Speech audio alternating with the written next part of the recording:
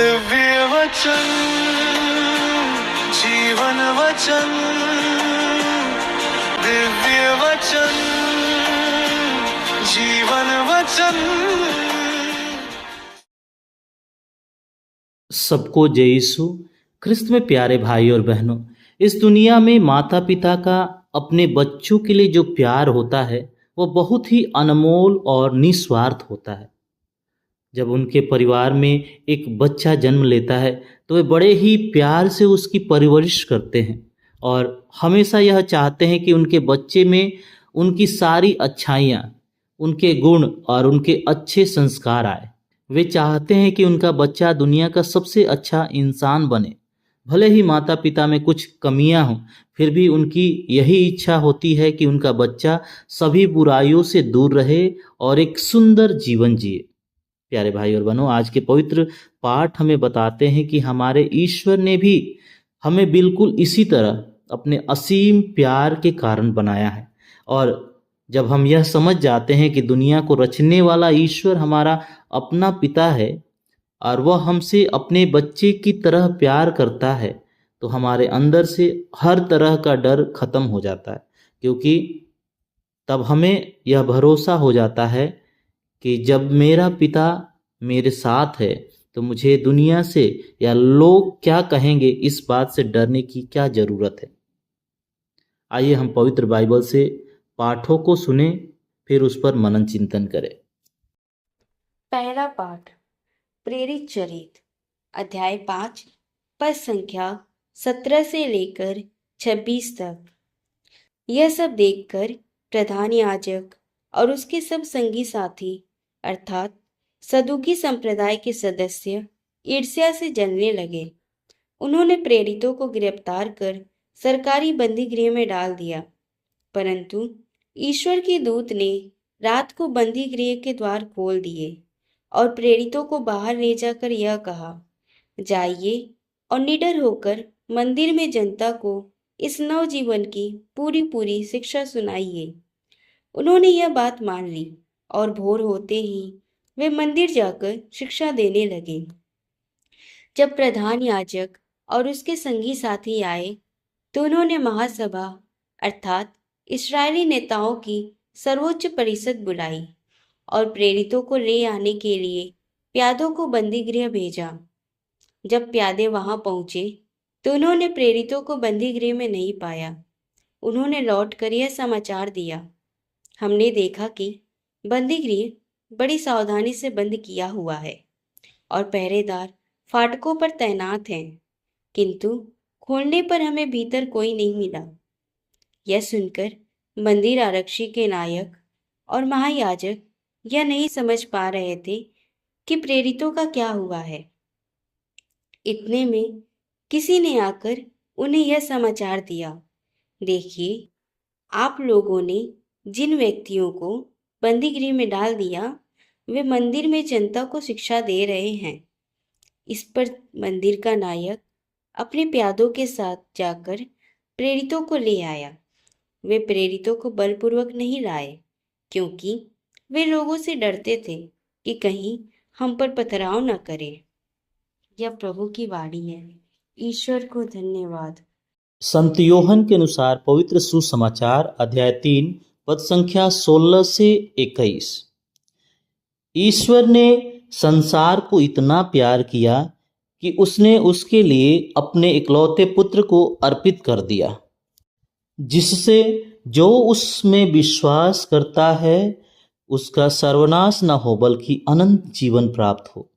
ईश्वर ने अपने पुत्र को संसार में इसलिए नहीं भेजा कि वह संसार को दोषी ठहराए, उसने उसे इसलिए भेजा कि संसार उसके द्वारा मुक्ति प्राप्त करे।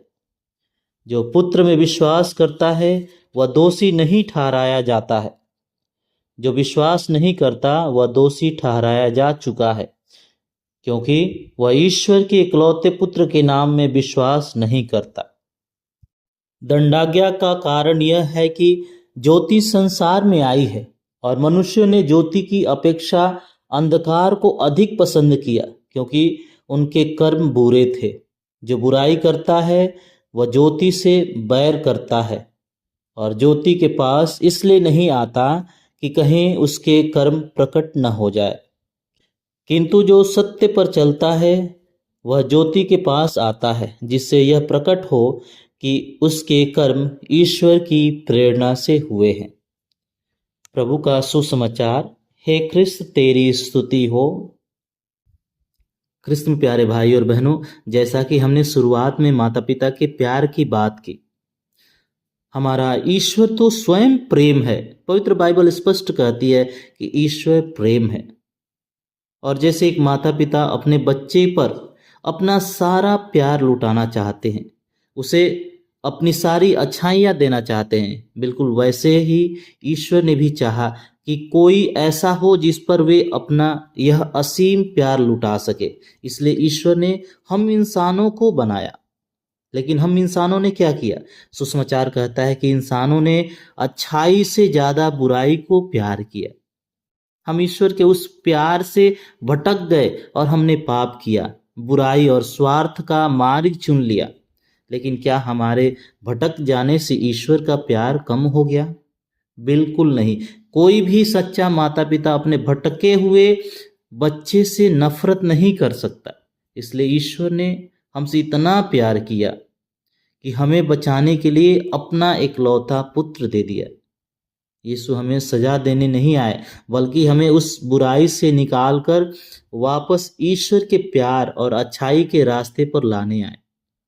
प्यारे भाई और बहनों, जब किसी इंसान को यीशु का यह सच्चा प्यार मिल जाता है और उसे सच्चाई और अच्छाई का सही रास्ता दिख जाता है, तो क्या वह उस सच्चाई को छिपा कर रख सकता है?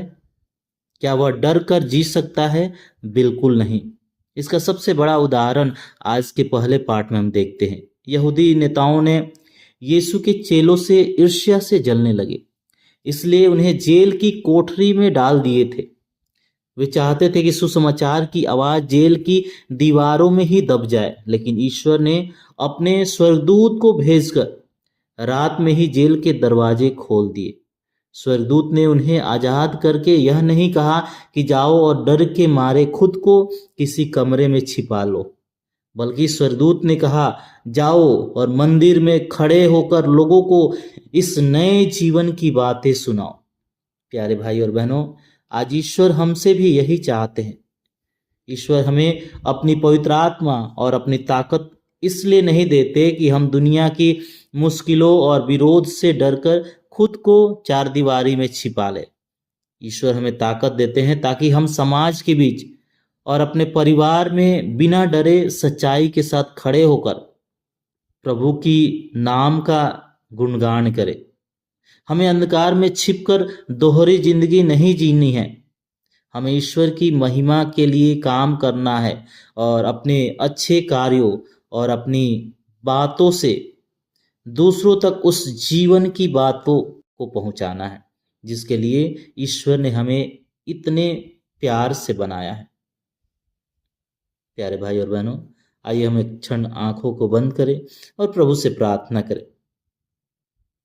हे प्यारे प्रभु यीशु, हम आपको धन्यवाद देते हैं, विशेष धन्यवाद देते हैं कि आपने सारी अच्छाइयाँ देकर इतने प्यार से हमें सभी पापों से मुक्त किया है।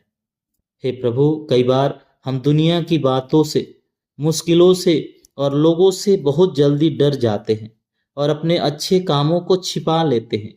आज हमारे मन के उस डर को बिल्कुल निकाल दीजिए। हमारी मदद कीजिए कि हम किसी से न डरे, बल्कि इतनी हिम्मत से भर जाए कि हम हर जगह बिना डरे सच्चाई का साथ दें और आपके प्यार को सबको बांट सके। पिता, पुत्र और पवित्र आत्मा के नाम पर आमीन।